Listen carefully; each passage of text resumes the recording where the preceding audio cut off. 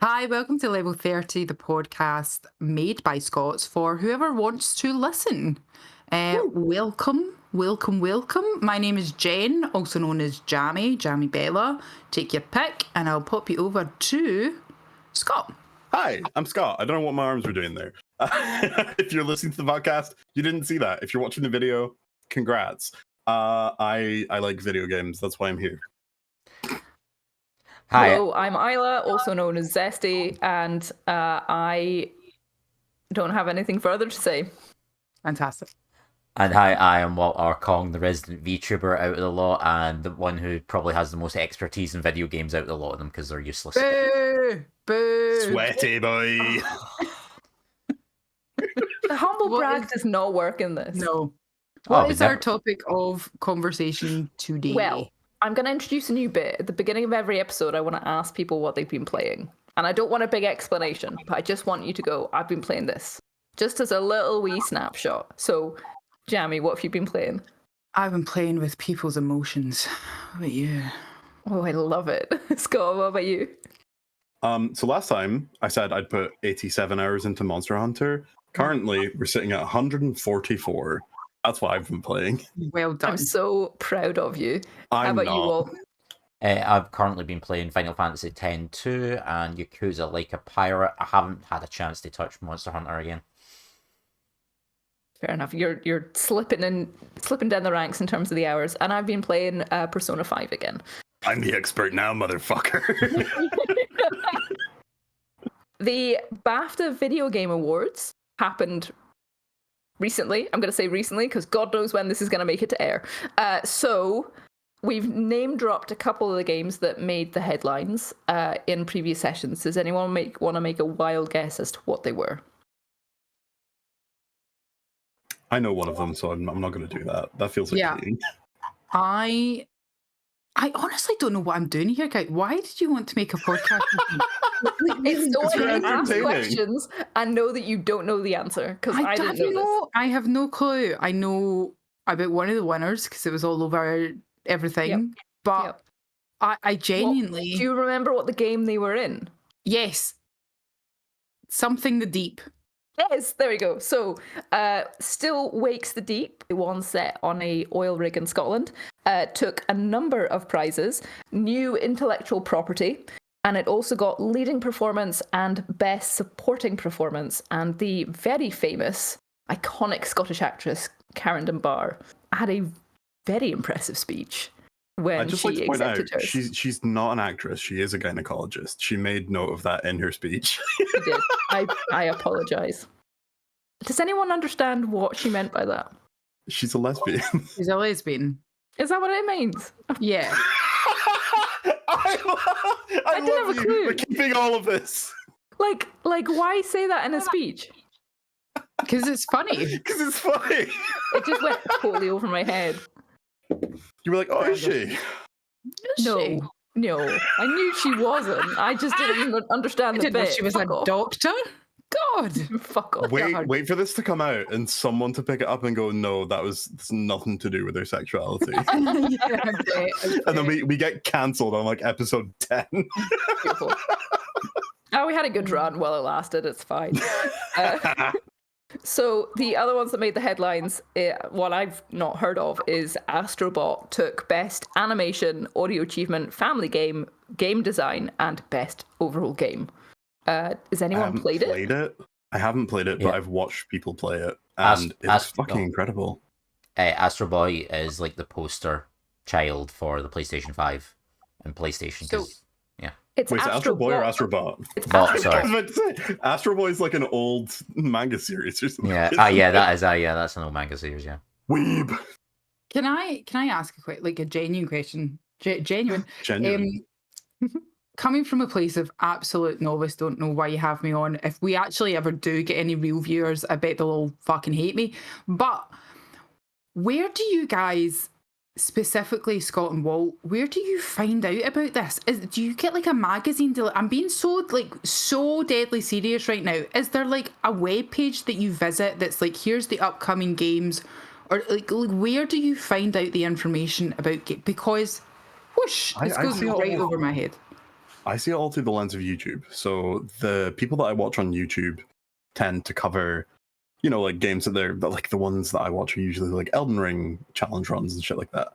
But they will cover from time to time, like Astrobot.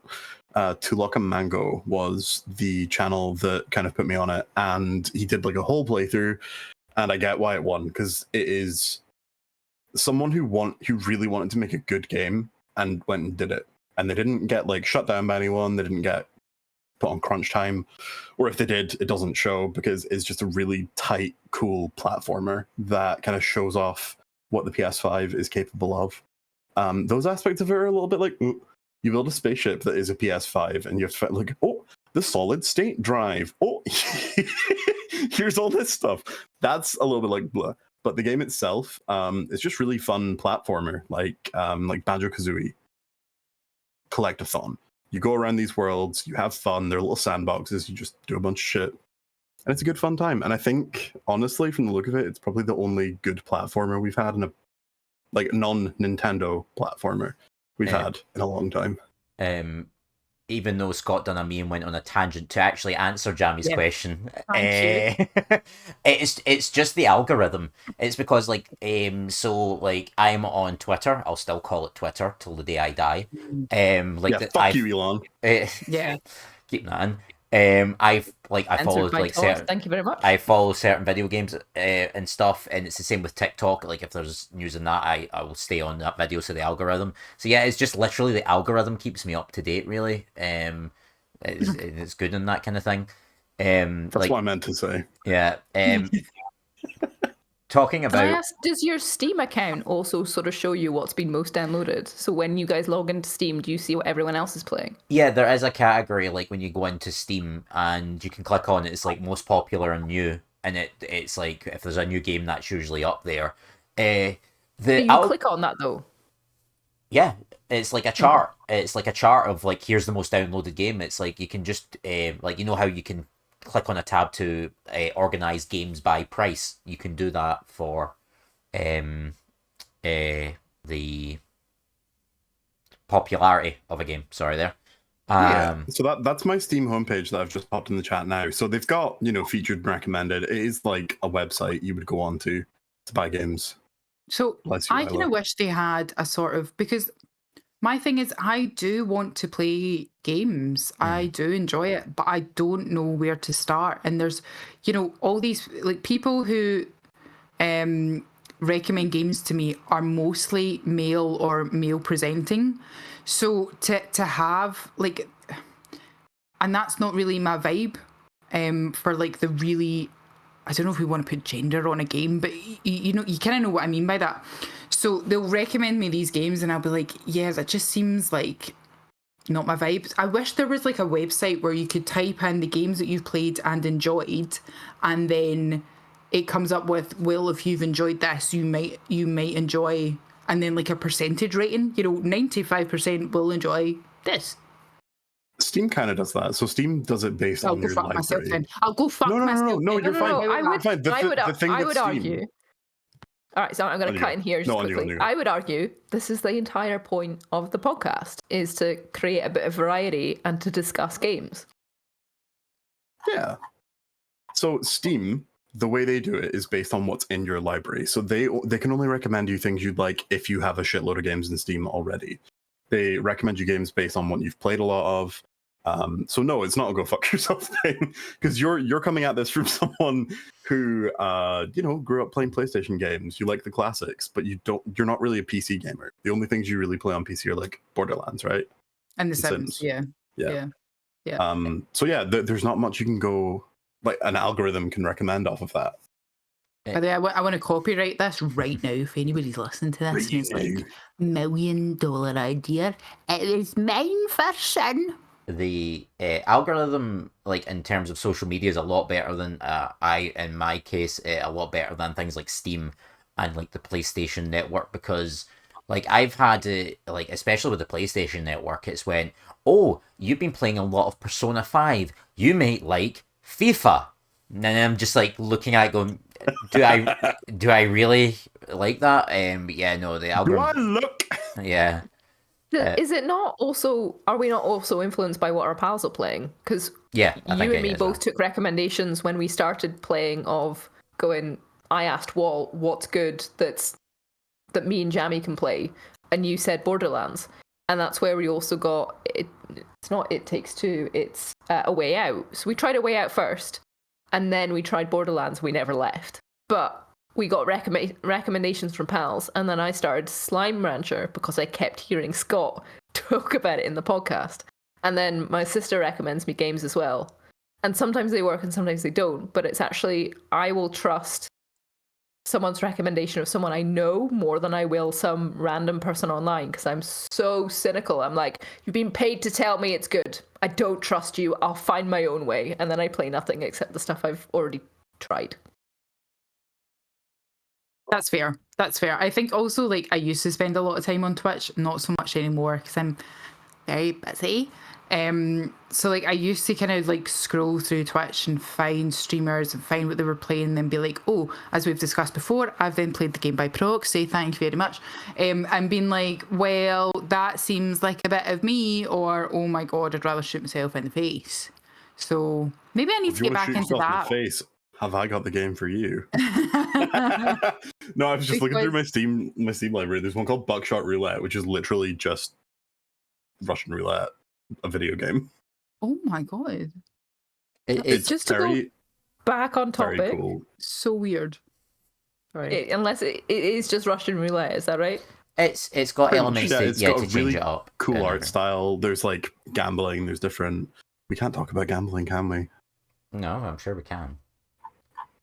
I'll go look at the Gambling is rules your later. life. Anyway, back on track. BAFTA Game Awards. We've previously mentioned Balatro. Turns out it's Balatro, and it got the award for debut game. Vampire Survivors got best evolving game, and Helldivers 2 got best multiplayer and technical achievement. Something Senga's Saga. And that's all No, the read ones the I whole recognize. thing. You can't go something while you're doing an info read. Okay, fine. Right, you ready for this? Right, so Helldivers 2 got best multiplayer and technical achievement, Senva's Saga. That's it. That's all I had. Very nice. Very Um, nice.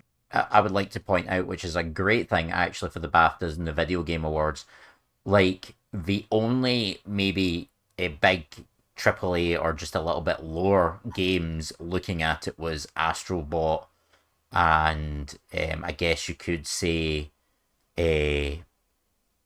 what was the Hellblade as well, but a lot of these games were indie games, which is a great thing to actually see.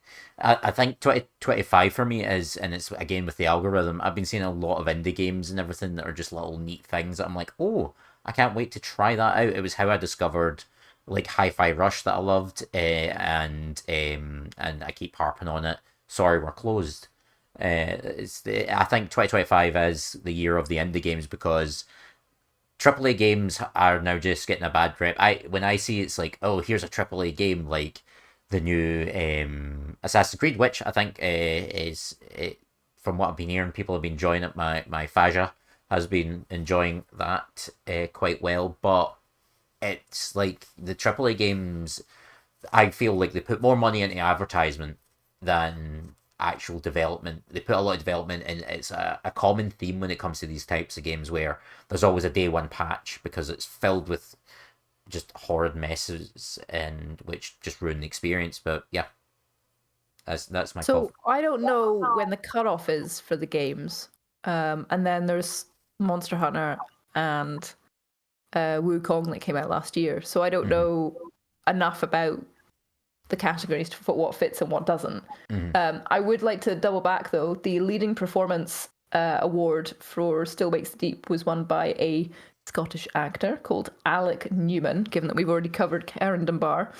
He's also played Adam Smasher in Cyberpunk 2077 and was in Assassin's Creed, Fable 3, Warhammer, Final Fantasy 14, Witcher 3, etc., etc.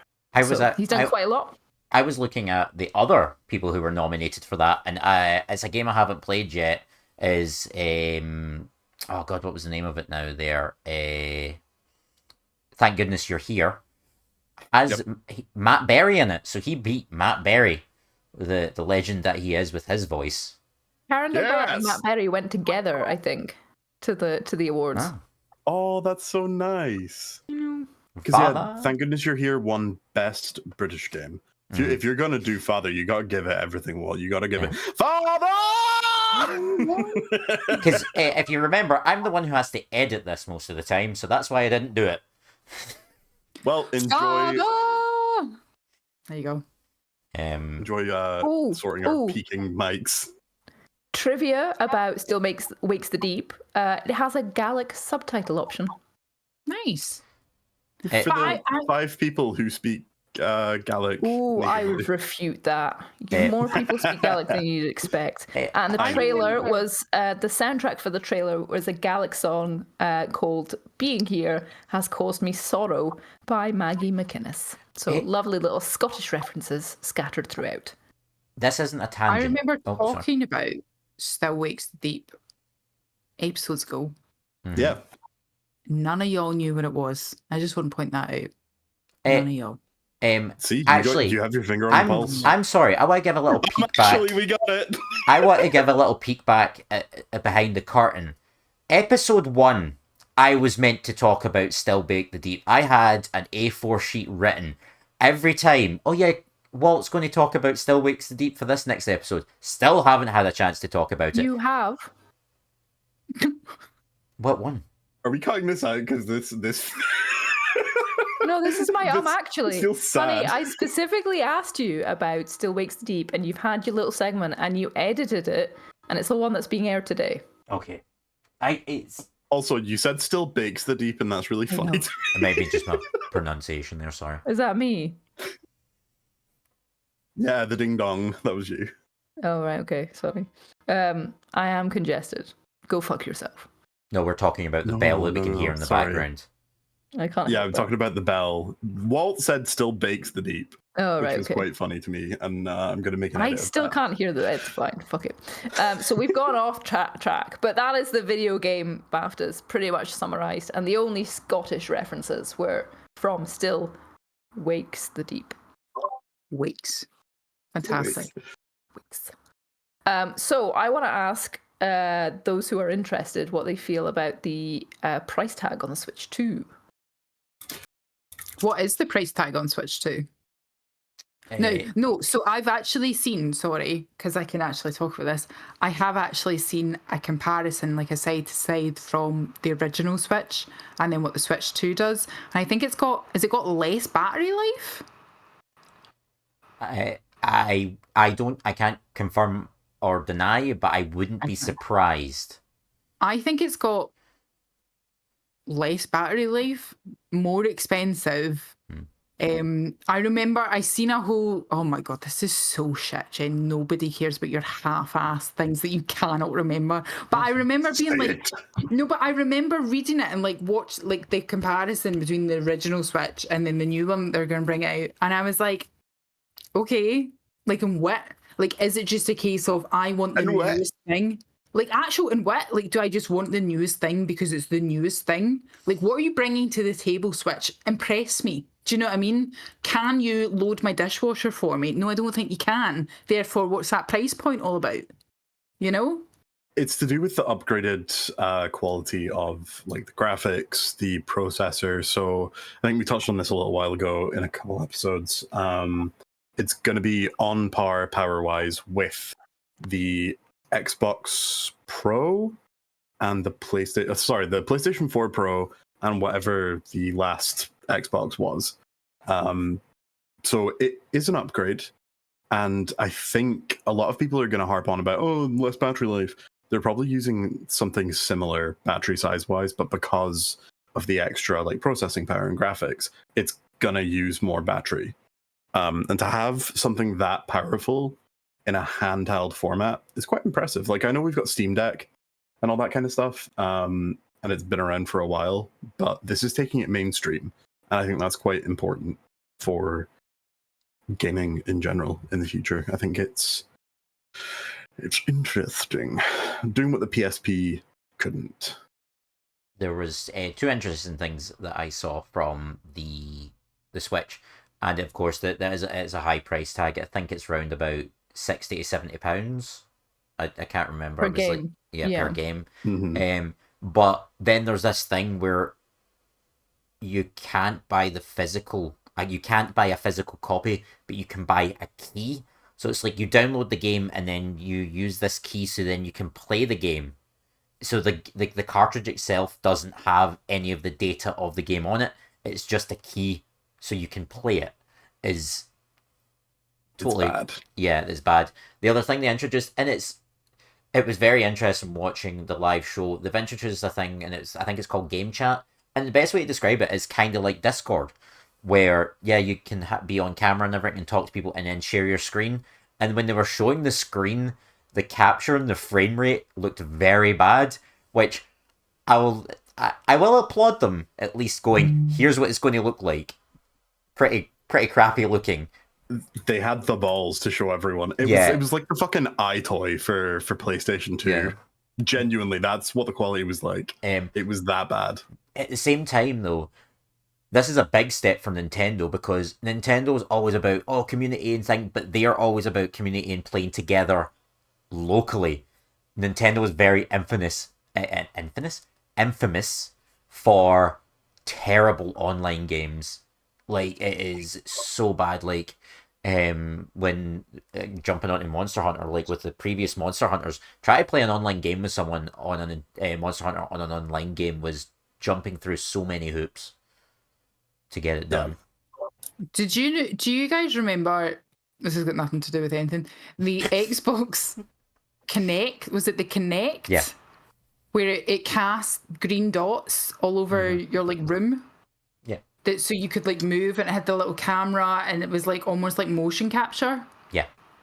Right. People used to okay. Yeah. People used to use that to capture Unreal, ghosts yeah. in their house. It would Okay. pick up ghosts, and it's actually like a whole plot line in one of the Paranormal Activity films. Is like they have the Xbox on, and then they all go to sleep, and you can just see like this fucking That's entity brilliant moving. advertising. Beautiful. Like, who wouldn't want to capture ghosts in their house with an Xbox camera? To quickly dabble on that, I'm sure Scott remembers the era of motion controls, where it was like everyone was trying to pitch in it, and everyone was going, "No, this is a bad gimmick. Can we just go back to using a controller, please? We're happy with that." Yeah. Nintendo were the worst for it. They were always like, "Oh, let's get people up and moving," and everyone was like, "No, I want to sit on my couch." I think one of the most sought after peripherals of Nintendo with the Wii was the Pro controller. So you didn't have to use the nunchuck and everything. You could just plug in a controller. God, I remember playing Smash Bros. Melee with the Wii remote turned on its side. Oh god. Painful stuff. Painful stuff. So, just to recap, in favor of the Switch 2 or still to be decided? And anyone going to buy it? For motion. Oh, the Switch 2 probably, because it's going to have. It's probably. Sorry. For this little specific thing. No. For ghosts. Will you use the Switch 2 to hunt ghosts in your house? No? Yes. Okay, it's out. Oh, you I will. don't want to deal with it.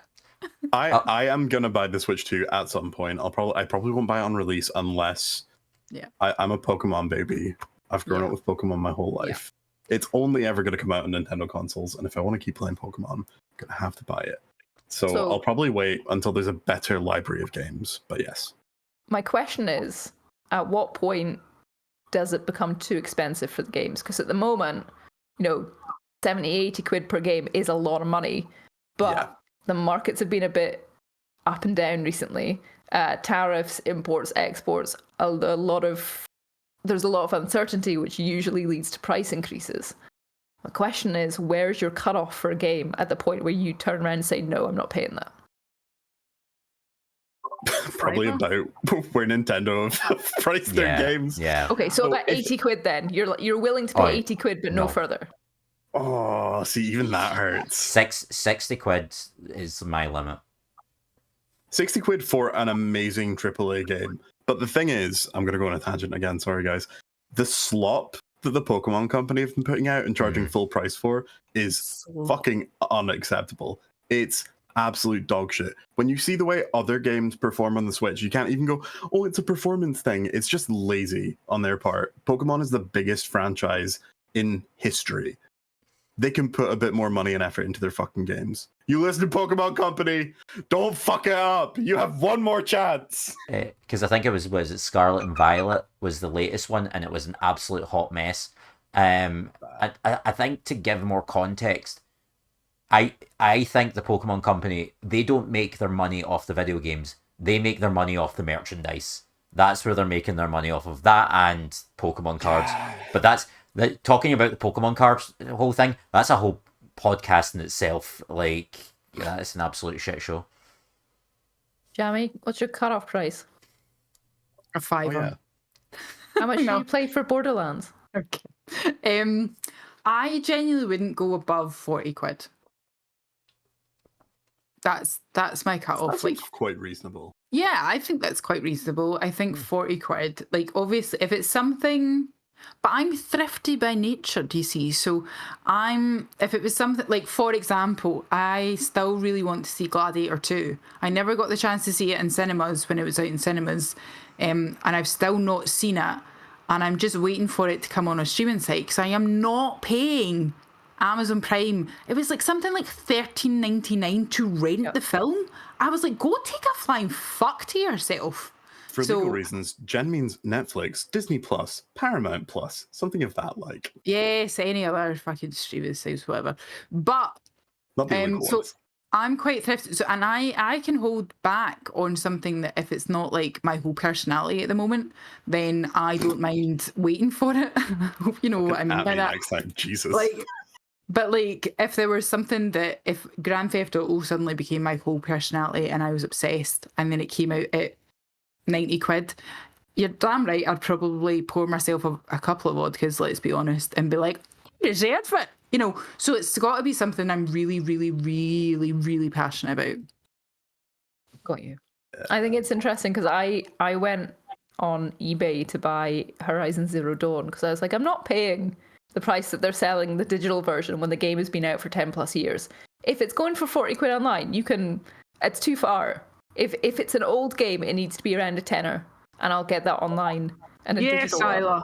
Yes. Yeah, I'm so stingy. We love a thrifty queen. I love it. Yes. But I did pay for Baldur's Gate. So yeah, we got Walt got, Baldur's Gate was worth every it was fucking worth penny, it. I would though. say that it was worth it. 60 quid is a lot of money for a game, but I got my money's worth out of that. Oh, yes, you did. Oh, yes. I've only played it Yeah, once. because that's what it looks like when a video game company actually gives a fuck about the things they're making. Slightly Pokemon Company. I'll go on I'll jump back onto the price or talking about prices and everything. But yeah, shout out about mentioning Baldur's Gate. The latest patch is out with new classes and crossplay to anyone listening, which is a really cool thing. We're going on to talking about prices and being thrifty. I don't think I should introduce Jamie and Isla to what is Scott will know as the Steam sales. Which I just log on via your account, so I get them for free. I know all about the Steam sales. I know all about them. And Well, I will say there is a website I use called CD Keys. Yes. They're usually pretty good. Usually They're pretty amazing. good for prices. they're amazing. Mm-hmm. Hot tip. A Scott tip. Mm-hmm. Is it legal? If you will. A skip. Is it Is it are legal? CDs Yes. Yeah. CD Keys are legal. 100% legal. Legal I just size. wasn't As far, sure, as, 'cause far I- as I'm aware. Yeah, I hope so. I've looked into them. I'm pretty sure I bought Jamie a game, and then my anxiety told me, no, it might not be legal, and didn't share the game with you. I didn't know that. It was You can't do that. Now you need to buy her another game. It was a two-player game, and I was like, I think we'll have fun. And I was like, oh, what if she thinks I'm gonna give her PlayStation a virus? To be fair, when I was like blackmailing Jamie into playing Borderlands 2 on PC with me, I did also buy the Game of the Year edition of Borderlands 2 on CD Keys, and you were like, "Is this legal? Am I gonna get in trouble?" Oh, good. See, see, We can cut I that was out if right you on the want, money. This is incredible. Okay, moving on from the extortionate prices of games, and how we're not willing to go there. Walt, you've been playing not Monster Hunter. What's the other one? Like a Pirate, and That's the one. I always forget the name of this game. No, right, it's called Like a Dragon, Pirate Yakuza in Hawaii. There we go. It's too long. For some nice, reason, succinct name. the Yakuza games, when they do their little what's the word I'm trying to think of? Side quests, that's not of the main storyline. What's the word I'm trying to think of? Spin-off. Spin-off. Thank you. Spin-off, yeah. They go really long with the names, because the previous one they done was called Yakuza Gaiden, the man who erased his name, as well. But yeah, it is an incredibly fun game. It, surprisingly enough, it takes a development company that specifically focuses on games that talk about the Japanese gangsters, the Yakuza, to make like a really good pirate game. It follows Goro Majima, who is like a side character who is constantly infatuated, is probably a better word, with the main character Kiryu. It is voiced by the amazing Matt Mercer, and his character in this game wakes up with amnesia and does the next best thing, goes, you know what, I'm going to become a pirate. The game's very fun. Sailing around is incredible. You have a crew. You can manage where you want the people to be on the ship, because they have different stats that would attribute to cannon fire and all that. And like any Yakuza game, I have barely played any of the main plot. I have played so many side quests. I spent, I think, one stream just playing a baseball game, which was like, I'm trying to think the best way to describe it. It's like, it's a mixture between baseball and, you know, like games like Bejeweled and stuff, or where you've got to just make explosions happen to like get rid of it. The minigame was you have to get rid of all the barrels on the screen by hitting certain explosions. Yeah, I just get distracted by that. It doesn't sound like a pirate game at all. Oh yeah, no, it's not. But it's oh, it's a Yakuza game. It's a really great pirate game. It's not a pirate game at all. Yeah, it's the best way to describe it. It's a Yakuza game because I think I said this before on stream. Yakuza games have an amazing main plot. It's very well written, very well acted. They get real life Japanese actors. The side quests are an absolute fever dream. Like, you're just, as Jamie can attest, they're so good. They're so entertaining. Like, for example, I think it was Yakuza 0. Both me and Jamie spent a 4-hour stream playing a game about skeletrics, is basically the best way to describe it, where we just raced little cars with children. So good. There's one side quest where you have to get this guy to go on a date with this girl by typing out your response, basically like a dating site, and being typing out your response. Oh yeah, I remember that one. Yeah. See, and then also you can go work for a chicken, and the chicken is called omelette. Jen loves food. Oh no, Jen's favorite characters in the Yakuza games are all the chickens, because they're called omelette. There's one called and another one nugget. I just actually recruited a new chicken, Jamie, and it's called Kazi. The guy was going to kill it because it kept waking him up in the morning. So we beat up the guy, and we named the chicken Alarm Clock. Oh, good. Oh, I was going to call it breakfast. You are aware, Jamie, I've told you this. We used to keep hens, and that's exactly what we called them. We had tikka, we had roast, we had masala. Did you not know this? We clearly censored it because it's a bit mean. Incredible. Yeah. We had normal names for the first round of chickens, and then for the second round, we just went a bit. You kind of just go a bit off with chickens. We started naming them after Harry Potter characters at one point. Oh my gosh. Is everybody here kept chickens except for me? No, I didn't have chickens. Yeah. Imagine having Walt doesn't know how to raise a dog. I've had, in Yakuza, I've had basically a chicken be a manager of a store for me, but that's about it. Yes, see, this is what I mean. It's beautiful. It's beautiful. The side quests are amazing. There's a direct correlation between those who've played Slime Rancher and those who've kept chickens in real life.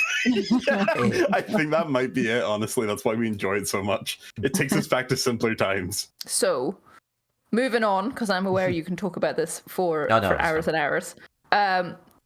Devil May Cry, one of your favorite game series, had a TV show air on one of the major streaming channels. We watched it together, and I was not impressed. Jen and Scott, have either of you guys seen it?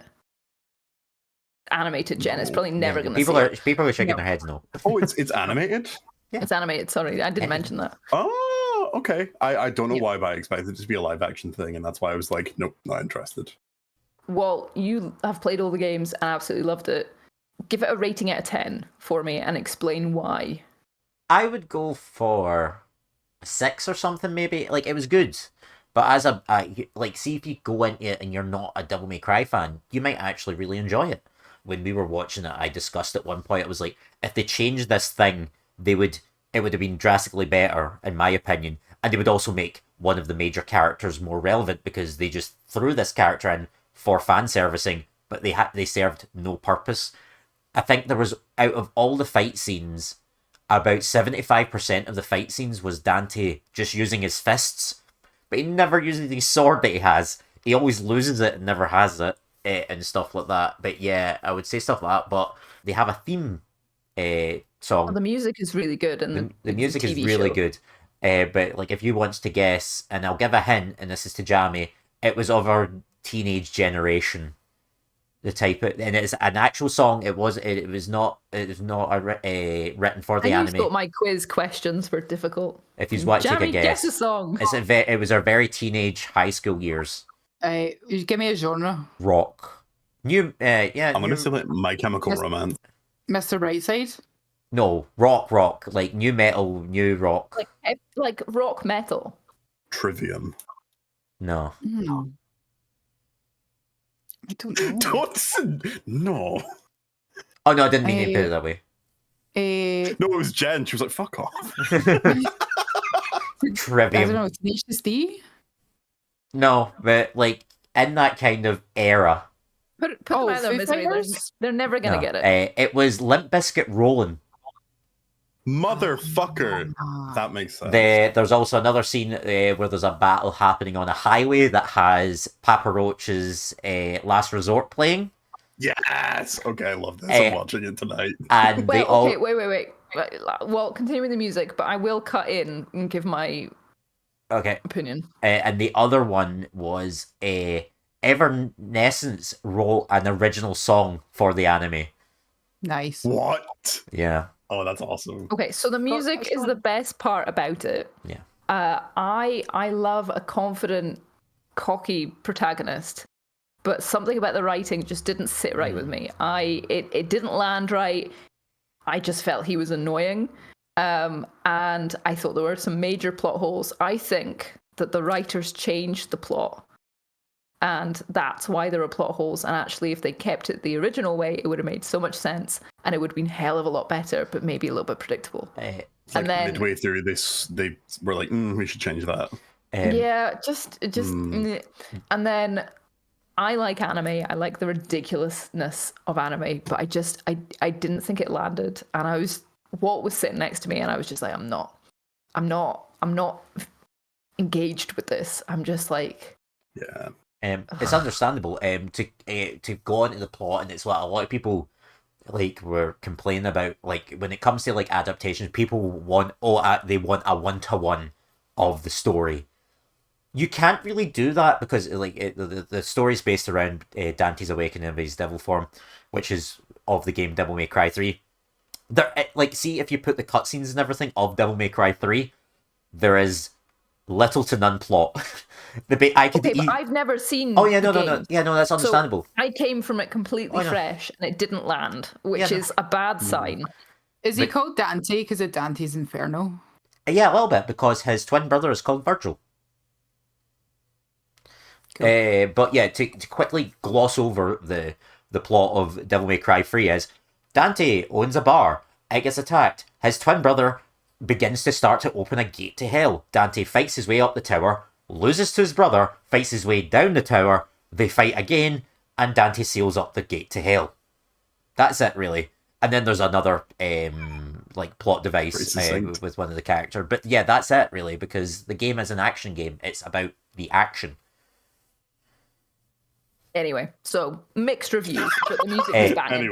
Anyway. It's not mentioned, but the number one character in it, in my opinion, is the President of the United States of America. His character design, do you remember it, Ayla? No. His character design... Cut this out. No, his character design is the most Texan man ever, like, slick black blonde hair, cowboy hat. Like I think he's got a Stetson, big handlebar mustache, but he has the most Stetson. He Nice. has the most campus voice ever. It's like I don't know if we can do this, guys. That's awesome. There's also a drinking game, and you have to drink every time you see an American flag. Then there's this character, because like to not go much into the plot, they're trying to make like humans bad, religion bad. There's this one character where he constantly harps on this is the will of God. I get what they were trying to portray, but he harps on it so much it's like now you're just being annoying. I get what you were trying to portray, but it's very annoying. Okay, stop preaching at me. We're gonna move on.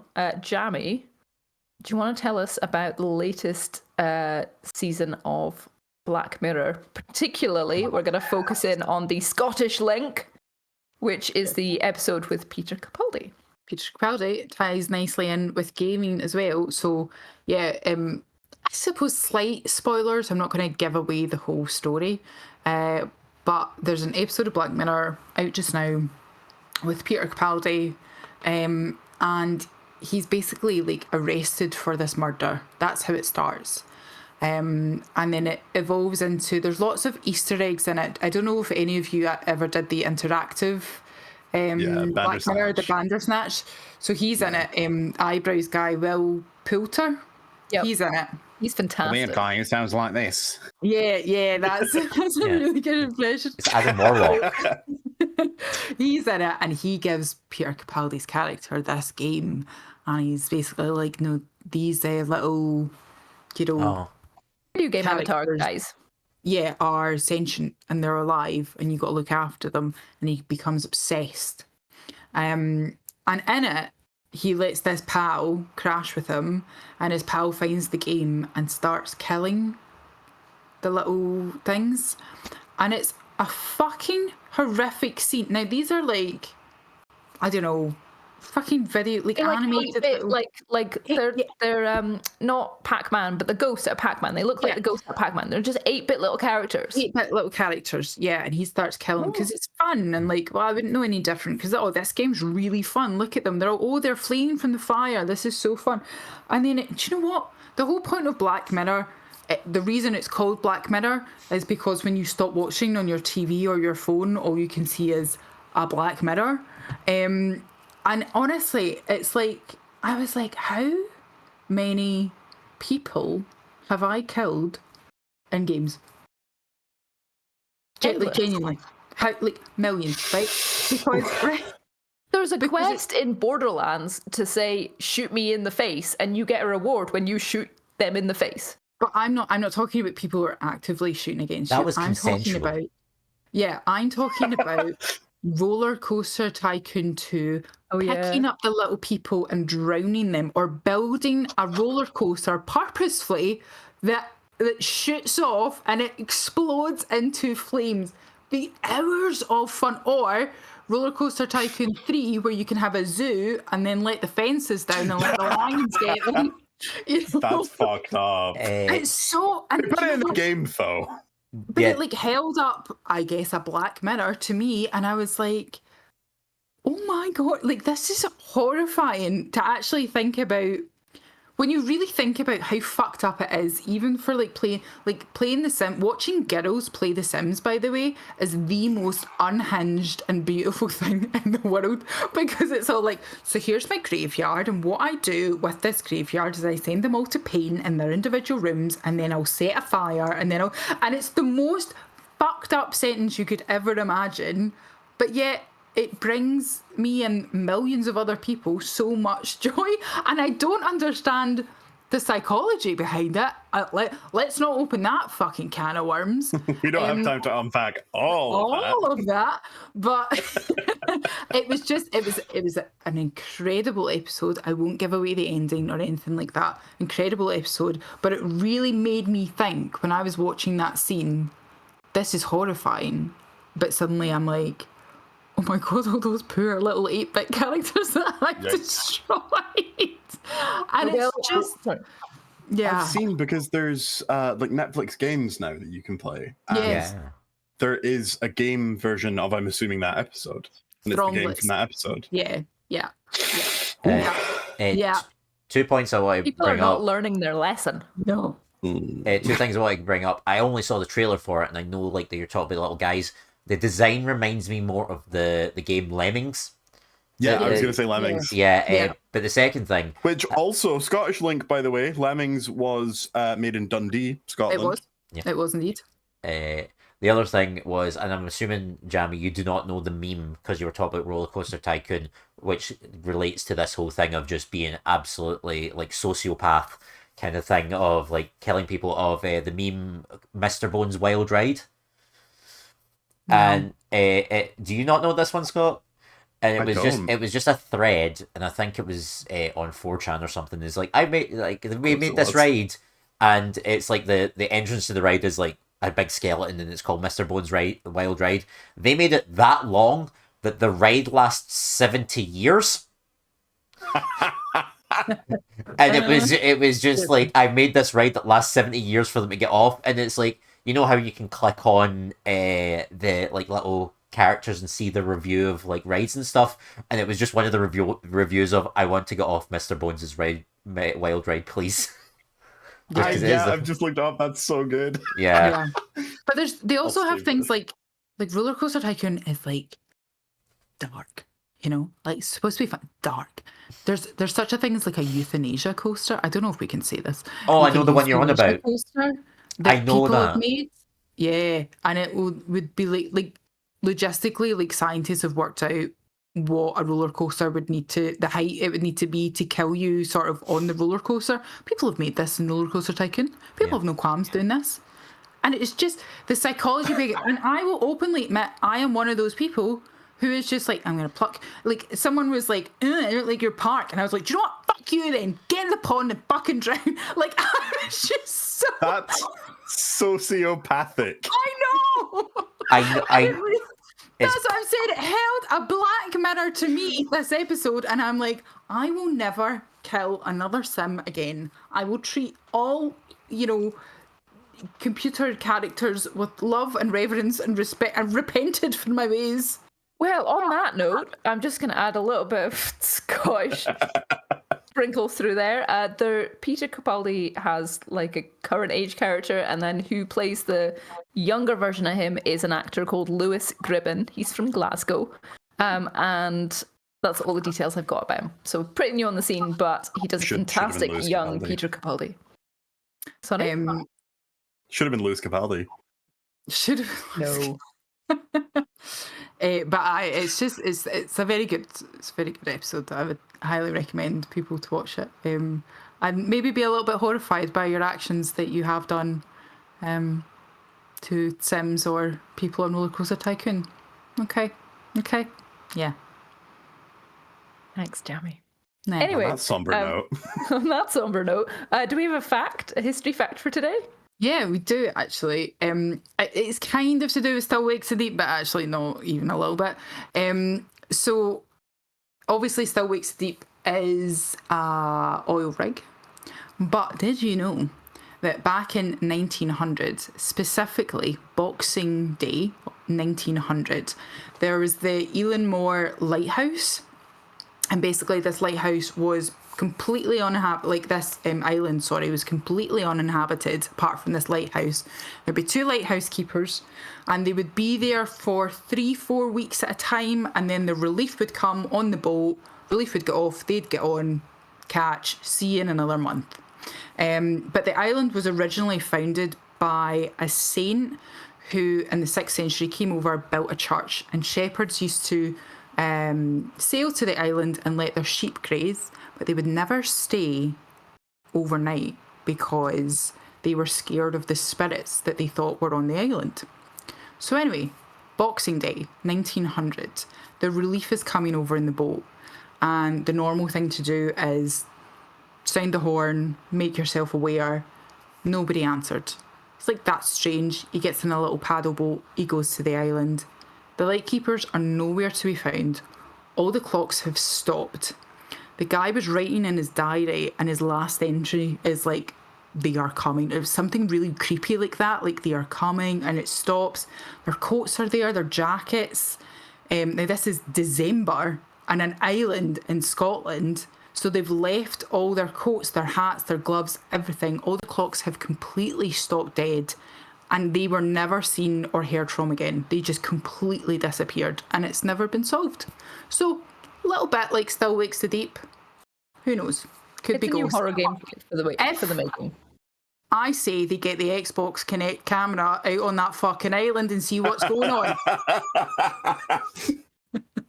Full circle. Full circle. Circle, baby. There we go.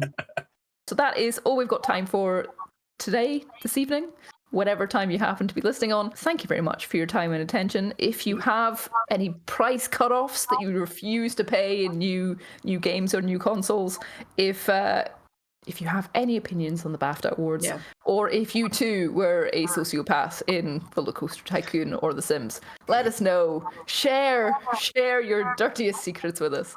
And yeah, thank you very much for your time. Love you, bye. Love you, bye. Love you. Bye. Bye. There it is.